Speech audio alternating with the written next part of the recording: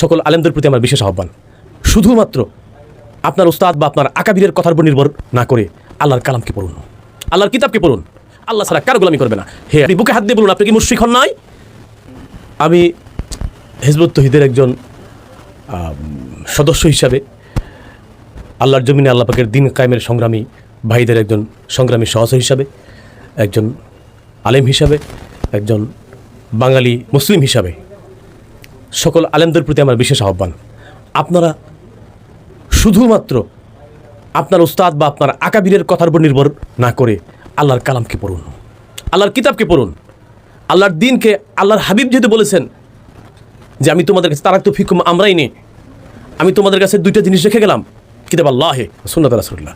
আপনারা রাসূল আকরাম সাল্লাল্লাহু আলাইহি সাল্লামের মাধ্যমে আনিত আল্লাহর কিতাব এবং তিনার সুন্নতকে দেখুন। আল্লাহর হাবিবের জীবন জিন্দিগি যেহেতু আমাদের জন্য উসওয়াতুন হাসানা, আল্লাহ রসুল কীভাবে সাহাবায়ে কেরামদের মধ্যে তৌহিদ কায়েম করেছেন, রিসালাতের বার্তা পৌঁছে দিয়েছেন, আপনারা দেখুন। আপনাদের তো আল্লাহর কিতাব এবং রাসূলুল্লাহর সুন্নাহ থাকতে অন্যদের আকাবিরদের কিতাব থেকে পড়ে সিদ্ধান্ত নেওয়ার প্রয়োজন নাই।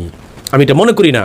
ইজমা কিয়াসের প্রয়োজন আছে, কিন্তু যেটা কোরআনে হাদিসে নাই সেটা ইজমা কিয়াসের প্রয়োজন আছে। কিন্তু যা আল্লাহ পাক ফয়সালা করে দিয়েছেন, আল্লাহ পাক বলেছেন ওয়াকাদা রাব্বুকা আল্লা তা'বুদু ইল্লা ইয়াহু, আল্লাহ পাক ধমক দিয়ে বলে দিয়েছেন আপনার হে হাবিব, আপনার প্রতিপালক সিদ্ধান্ত নিয়েছেন যে মানুষ আল্লাহ ছাড়া কারো গোলামি করবে না। হে আলেম সমাজ, হে মুসলিম, আপনি আল্লাহ ছাড়া যদি আপনার ব্যক্তিগত জীবন, পারিবারিক জীবন, রাষ্ট্রীয় জীবন, রাজনৈতিক জীবন, অর্থনৈতিক জীবনে অন্য কারো সিদ্ধান্ত গ্রহণ করে থাকেন, আপনি বুকে হাত দিয়ে বলুন, আপনি কি মুশরিক হন নাই? কেন? আল্লাহ পাক বলেছেন না শিরক কি মানুষ মাজারে গিয়ে করে? না, শিরক করার জন্য মাজার আল্লাহ পাক দেখাই দেন। আল্লাহ পাক বলেছেন সূরা কাহফের শেষ আয়াতে, ফামান কানা ইয়ারজু লিকা রাব্বিহি ফালিয়ামাল আমালান সালিহান ওয়া লা ইউশরিক বিইবাদাতি রাব্বিহি আহাদা। আল্লাহ পাক বলেছেন যে তোমাদের মধ্য থেকে যদি কেউ আল্লাহ পাকের একান্ত সাক্ষাৎ কামনা করে, সান্নিধ্য কামনা করে, সেই জন্য কী করে? ভালো ভালো কাজ করে। আর কি করে? ইবাদতের মধ্যে আল্লাহর সঙ্গে কাউকে শিরক না করে। তার মানে কি? আল্লাহর গোলামির মধ্যে, এখানে ইবাদত শুধু নামাজ নয়, পুরো জিন্দিগি আল্লাহর গোলামি, মুমিনের পুরো জিন্দিগি আল্লাহর গোলামি। এই কথাটা এমন কোনো আলেম নাই যে বোঝেন না। আমি আলেম সম্প্রদায়কে বলবো, সমস্ত আলেম ওলামাদেরকে বলবো, আপনারা বুঝুন যে আল্লাহ যেহেতু বলেছেন যে শিরিক তার গোলামির মধ্যে হচ্ছে, তার মানে আমি যখন আল্লাহর হুকুমতের বিপরীত আল্লাহর কাছে ওয়াদা করে আল্লাহর দিনকে কবুল করে গ্রহণ করে তার হুকুমের বিপরীত অন্য গায়রুল্লাহর হুকুমতকে মেনে চলতেছি, সেটা আমার ব্যক্তি জীবনে হোক, অর্থনৈতিক জীবনে হোক, রাজনৈতিক জীবনে হোক, সেটা যে শিরিক না, এই কথাটিকে আপনি বলতে পারবেন? হয়তো কাউকে সরাসরি মুশরিক বলা যাবে না, কিন্তু এটাও শিরিক।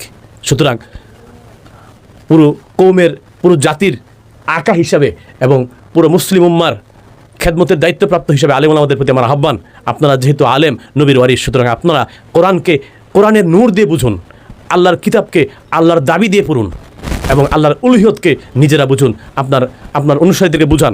আমরা বলি না যে প্রত্যেকে এসে হিজবুত তাওহীদ হওয়া লাগবে, আমরা বলি প্রত্যেকে আল্লাহ পাকের তাওহীদ বুঝে নিন, আল্লাহ পাকের